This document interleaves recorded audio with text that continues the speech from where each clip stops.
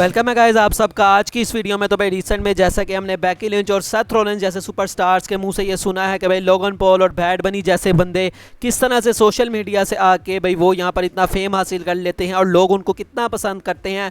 तो भाई इस सब के बारे में निक खान डब्ल्यूडब्ल्यूई की CEO उनका भाई क्या रिएक्शन है। तो उन्होंने यहाँ पर कहा कि भाई जो निक मतलब ये जो लोगन पॉल और बैड बनी है भाई ये यहाँ पर काफ़ी अच्छे मतलब के सुपरस्टार्स हैं। और उन्होंने लोगन पॉल को तो इवन भी नेक्स्ट बिग थिंग कहा जो कि भाई हमें ब्रॉक लेसनर को जो है वो पहले कहा जाता था। तो उन्होंने यहाँ पर कहा कि भाई जो भी यहाँ पर बंदे हैं बैड बनी लोगन पॉल ये भाई सारे ही काफ़ी अच्छे एंटरटेनर्स हैं, काफ़ी अच्छा ये काम करते हैं।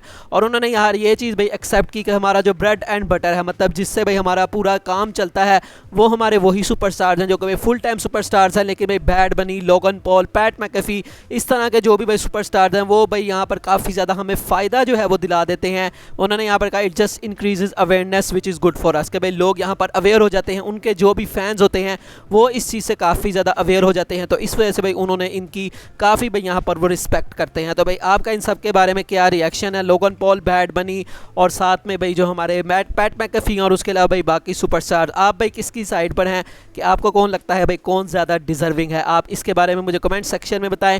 नेक्स्ट दोस्तों ये पिक्चर आप एक देखें जो कि भाई NXT टेकओवर 25 से है और भाई यहाँ पर स्टेफनी मैकमैन है वो तो नज़र आ रही हैं। लेकिन भाई आप अगर टॉप लेफ्ट कॉर्नर पे देखें तो भाई यहाँ पर ब्रिट बेकर भी मौजूद है और भाई किस तरह स्केरी लुक एक देख रही हैं वो स्टेफनी मैकमैन को। और भाई ब्रिट बेकर क्या यहाँ पर कर रही थी? तो भाई यहाँ पर NXT टेकओवर 25 में मैच हो रहा था हमारे जॉनी गार्गानो का एडम कोल के साथ फॉर दी NXT चैंपियनशिप। और एडम कोल हमें पता है कि भाई ब्रिट बेकर के बॉयफ्रेंड है तो इस वजह से भाई वो उनको सपोर्ट करने के लिए वहाँ आई थी। और उस टाइम AEW नहीं थी तो भाई इसलिए वो यहाँ पर आई थी। और उनकी भाई ये जो लुक है ये सोशल मीडिया पर काफ़ी वायरल हो रही है और काफ़ी भाई स्केरी लुक उन्होंने दी है कि अच्छा स्टेफनी मैकमैन है भाई मैं क्या ही करूँ। नेक्स्ट दोस्तों अब हम बात करते हैं AJ स्टाइल्स की। तो भाई क्या AJ स्टाइल्स कंफर्म हो चुके हैं to win the world heavyweight championship at night of champion? तो भाई रिपोर्ट क्या है कि भाई WWE के अंदर जो बंदे हैं काफ़ी ज़्यादा बंदों का भाई ये बिलीव है कि AJ स्टाइल्स का जो टाइम है भाई वो अब काफ़ी कम रह गया है WWE में। जून के मंथ में वो 46 ईयर्स ओल्ड हो जाएंगे और उसके बाद भाई उनका ये जो कॉन्ट्रैक्ट है उन्होंने ये भी कहा था पास्ट में कि भाई उनका ये जो कॉन्ट्रैक्ट है वो इनका लास्ट कॉन्ट्रैक्ट होगा WWE में और उसके बाद भाई वो WWE से और प्रो रेसलिंग से रिटायर हो जाएंगे। तो ऐसे में भाई जो हमारे सेथ रॉलिंस है भाई उनके पास तो काफ़ी ज़्यादा अभी टाइम है, उनका करियर अभी काफ़ी रहता है। लेकिन भाई फिनोमिनल वन के पास ज़्यादा टाइम नहीं बचा तो इसलिए भाई उनको ये चीज़ जो है वो जीतनी चाहिए। और उसके बाद से भाई फैंस ने उनकी रिटायरमेंट के भी भाई सारे जो है वो काम शुरू कर दिए कि हाँ भाई शायद भाई AJ स्टाइल्स रिटायर होने वाला है और शायद रिटायर हो जाएगा जब भी उसका कॉन्ट्रैक्ट एक्सपायर होगा। और लोगों ने भाई उनके लास्ट मैच के बारे में भी प्रेडिक्शन शुरू कर दी। दो बंदे जिनके बारे में भाई काफ़ी लोग कह रहे थे उन्होंने सब ने कहा भाई जॉन सीना और समोआ जो। तो जॉन सीना के साथ हमने भाई कितने बढ़िया मैचेस देखे हैं। AJ स्टाइल्स के रॉयल रंबल वाला आप देख लें या मनी इन द बैंक वाला देख लें तो भाई काफ़ी क्लासिक मैचेस हैं। और उसके अलावा भाई समोआ जो के साथ उनकी एक हिस्ट्री रह चुकी है TNA में, दोनों एक साथ कम्पीट करते थे।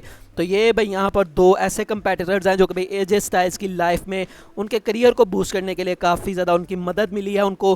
तो भाई ये यहाँ पर फैंस का कहना था। तो भाई आप वैसे AJ स्टाइल्स की रिटायरमेंट मैच किसके साथ होता हुआ देखना चाहेंगे? आप इसके बारे में मुझे कमेंट सेक्शन में बता सकते हैं। नेक्स्ट दोस्तों अब हम मुस्तफ़ा अली के बारे में बात करते हैं। तो भाई मुस्तफ़ा अली के बारे में मैंने आपको कुछ दिन पहले बताया था कि भाई काफ़ी ज़्यादा यहाँ रिपोर्ट्स आ रही हैं कि मैं भी दोस्तों मुस्तफ़ा अली हरा देंगे गुंथर को और बन जाएंगे न्यू इंटरकॉन्टिनेंटल चैंपियनशिप। तो इसके बारे में भाई डिस्को इन्फर्नो ने क्या कहा? उन्होंने कहा कि भाई ठीक है जो अली है भाई वो अच्छा रेसलर है, he is not a bad wrestler, लेकिन भाई इस वक्त उसने कोई इतना खास कुछ अचीव किया नहीं है, वो इतना कोई बड़ा भी स्टार नहीं है कि भाई वो गुंथर जैसे सुपरस्टार को हरा दे। उन्होंने कहा कि भाई he is not a credible challenger, मतलब कि आप कह लें कि भाई यहाँ पर वो यही कहना चाह रहे थे कि भाई उसने रिसेंट में इतना कुछ किया नहीं है कि जिसकी वजह से भाई वो थ्रेट पोस्ट कर सके गुंथर को। तो इस तरह से भाई उन्होंने कहा कि हमें पता है कि भाई वो बंदा आया तो है लेकिन भाई वो हारने ही वाला है। तो ये भाई यहाँ कहना था डिस्को इन्फर्नो का। क्या टोनी खान रिग्रेट नहीं करते कि भाई उन्होंने कोडी रोड्स जैसे बंदे को अपनी कंपनी से जाने दिया? तो भाई इसके बारे में भी रिसेंटली जो हमारे जिम कॉर्नेट है उन्होंने क्या कहा? उन्होंने कहा कि भाई जो टोनी खान है उसने भाई हमें पता है कि भाई ये काफ़ी बड़ी डील थी कि भाई कोडी रोड्स उनके जो है वो कंपनी से चला जाए। लेकिन उन्होंने कहा कि भाई मुझे नहीं लगता कि भाई यहाँ पर जो टोनी खान है उनको किसी भी तरह का कोई रिग्रेट हुआ होगा। उन्होंने बल्कि अपने फ्रेंड को भाई बेस्ट ऑफ लक की विश किया होगा कि भाई तुम जहाँ भी जाओ तुम मतलब इसी तरह से तरक्की करो। लेकिन उन्होंने कहा कि हाँ भाई जो कोडी रोड्स है उसके लिए ये चीज़ काफ़ी फ़ायदेमंद हुई है क्योंकि अगर भाई वो ये चीज़ ना करता तो भाई कभी भी उसको WWE में आके इतनी बड़ी चीज़ जो है वो ना मिलती और भाई वो टॉप सुपरस्टार कभी ना बनता।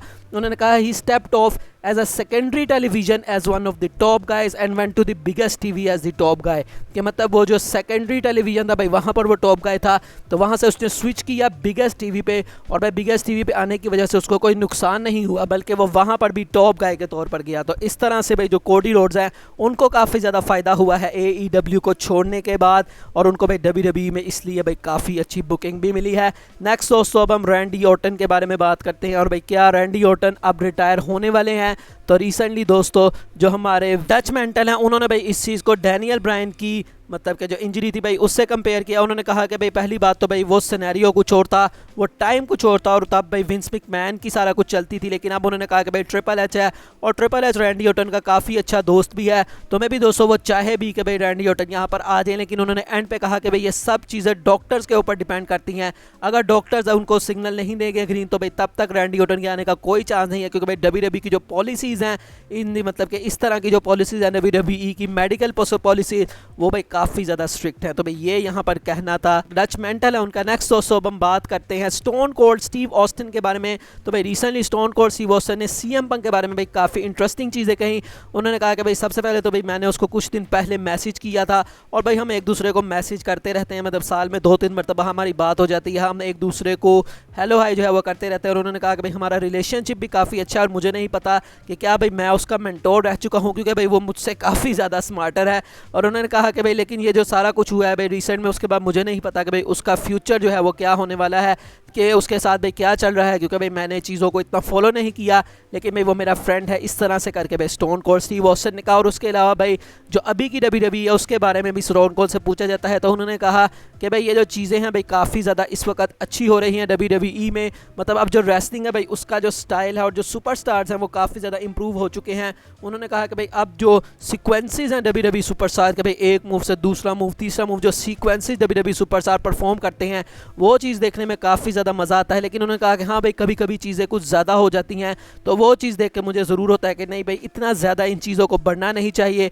लेकिन भाई यहाँ पर उन्होंने कहा कि भाई आज के जो एथलीट्स हैं वो काफ़ी ज़्यादा मतलब कि प्रोफेशनल है, तो इस तरह से भाई उन्होंने तारीफ़ की। नेक्स्ट दोस्तों सेथ रॉलिंस के बारे में बात करते हैं, और भाई रॉलिंस नाइट ऑफ चैंपियंस में एक हिस्ट्री बनाने वाले हैं, और दोस्तों रॉलिंस हिस्ट्री में पहले सुपरस्टार बनने वाले हैं जो कि भाई किसी चैंपियनशिप के इनॉग्रल मैच में 3 चैंपियनशिप्स के इनॉग्रल मैच में जिन्होंने कम्पीट किया है। तो भाई सबसे पहले उन्होंने NXT चैंपियनशिप के लिए किया अगेंस्ट जिंदर महाल, उसके बाद उन्होंने यूनिवर्सल चैंपियनशिप के लिए किया अगेंस्ट फिन बैलर, और अब भाई थर्ड टाइम वो यहाँ पर AJ स्टाइल्स के साथ करने वाले हैं for the world heavyweight championship. तो भाई एक दफ़ा वो हार गए थे, एक दफ़ा वो जीत गए थे, और भाई ये तीसरा टाइम है अब उनका।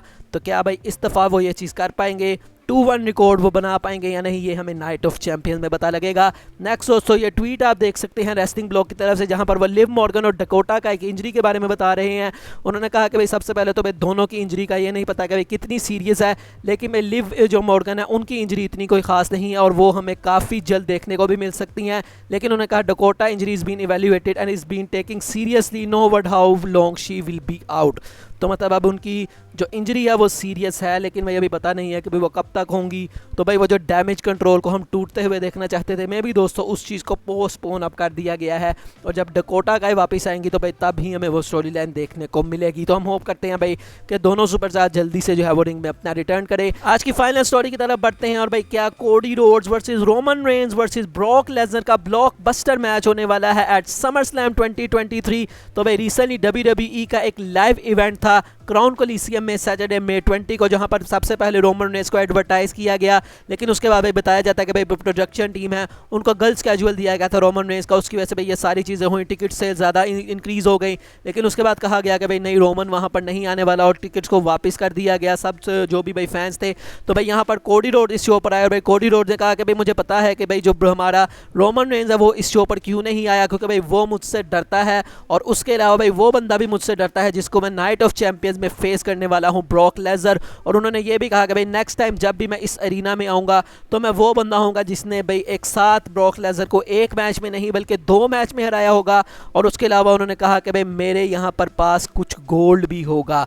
तो यहाँ से भाई उन्होंने इस तरह से कहा, और उसके बाद उन्होंने थैंक यू कहा लोगों को। तो भाई इस तरह से जो कोडी रोड्स है भाई वो अभी भी रोमन रेंज के बारे में बात कर रहे हैं। तो क्या भाई समर स्लैम में कोई मिरेकल हो सकता है, जैसे हमने पॉल हेमन को मंडे नाइट रॉ में देखा विजिटर बन के आए थे, तो क्या भाई कोडी रोड्स भी एज विजिटर जाएंगे स्मैकडाउन में और समर स्लैम के पास वो चैलेंज करेंगे रोमन रेंस को for the undisputed WWE universal championship. तो भाई क्या आप इस चीज़ को देखने में एक्साइटेड है, आप मुझे बताएं। बाकी दोस्तों आज की वीडियो यही तक थी, अच्छी लगी हो तो लाइक कीजिएगा, चैनल को सब्सक्राइब लाजमी कीजिएगा। मिलेंगे नेक्स्ट वीडियो में, तब तक के लिए अल्लाह हाफिज़।